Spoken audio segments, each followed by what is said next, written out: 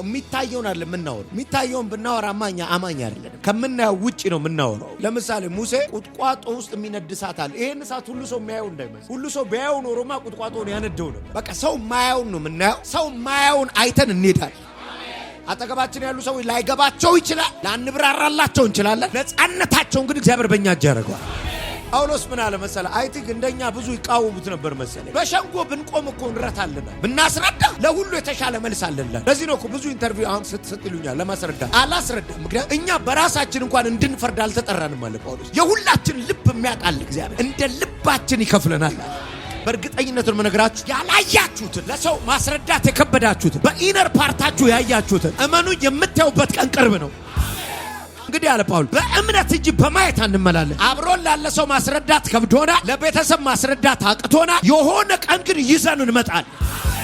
ሎጥ የሚታየውን መረጠ፣ አብርሃም የማይታየውን መረጠ። የማይታየውን የመረጠው የሚታየውን የመረጠውን አስጣለው። በሚታይ ነገር የታለፋችሁ የሚመስላችሁ፣ በማይታይ ነገር እንዳለፋችሁ ያመናችሁ፣ የሚታይ ነገር የያዙ ሰዎችን ታስመልጣላችሁ። አንታይም ግን እንደ ንፋስ ነው። ይሄ ከመንፈስ የተወለደ ሰው ባህል የተከተላችሁኝ ከሆነ እንደ እግዚአብሔር ሰው የሆነ የሃይማኖት አባል አይደለን። ለሃይማኖተኛ ላንገባ እንችላለን። እኛ ግን መንፈሳዊ ሰዎች ነን። ሰው ማያየው የታየን ሰዎች፣ ሰው ማይገባው የገባን ሰዎች፣ ሰው ማስቀው ብቻችንን ያስቃል። አይ ፕሮፌሰር ብቻችሁን ያያችሁትን ለሰው የምታሳዩበት ዘመን፣ ብቻችሁን እንደ እብድ የዘመራችሁበት ለቤተሰብ የምታሳዩበት ሲል ሙሴ ይኸውልህ ገና ሲነሳ በሱ ነፃ እንደሚወጡ ይመስለው ነበር አደለ? ግብፃዊውን ገሎ ሲቀብረው የነፃነታቸው ምክንያት እንደሆነ ይመስለው ነበር። የመጀመሪያው ሙሴን አገር ጥሎ ያሸሸው የወንድሞቹ ውጊያ ነው። አንተን ማን ነው በእኛ ላይ ያረገ? ማን ነው ነብይ ያረገ? ማን ነው አፖስትል ያረገ? ማን ነው ሐዋርያ ያረገ? ማን ነው ነፃ አውጪ ያረገ ሲሉት ነው የሸሸው አደለ? እስጢፋኖስ ነገረን በመንፈስ ማን ወዳሉት ዘንድ አለ እግዚአብሔር ራሱ ነፃ አውጪ አድርጎ ላከው አደለ? ይኸው ወደ ተገፋችሁበት ሰፈር የነፃነት ምክንያት ሆናችሁ ትሄዳላችሁ።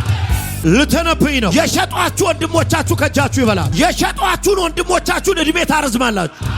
ያሙን ሰዎች መሃላችን ይቀባሉ። ድምፅ ሰማለሁ። ጂፒኤስን የፓወር ስቴሽን አረጋለሁ ይለኝ። የፓወር ስቴሽን አረጋለሁ ይለኝ። በአፌ እንደተናገርኩ እንደዚሁ ይሆናል። የመጣ ይቀባል፣ የመጣ ይነዳል፣ የመጣ መንፈስ ይሞላል። በቁጥቋጦ ውስጥ የማይታይ እሳት፣ ሰው ማያየው እሳት፣ ማቃጠል እሳት፣ ቁጥቋጦን ማነድ እሳት፣ ሙሴ ብቻ ያየውን እሳት። ምንድነው ጉዱ ሲለው ና ጉዱ ይሄ ነው አለው። አሁን አለው የማታየውን ለሰው ማሳየት የምትችልበት ትላት ብራዘሮች የታለ ያሉህን የተሰደብክበትን ያሽሟጠጡብን ሰዎች ባህር ትከፍላል። ያሽሟጠጡብን ሰዎች እንጀራ ታዘንባል። ለሰደቡ ሰዎች ውሃ ታፈልቃል። ይሁን አለ። ሃሌሉያ። ወዳችኋል።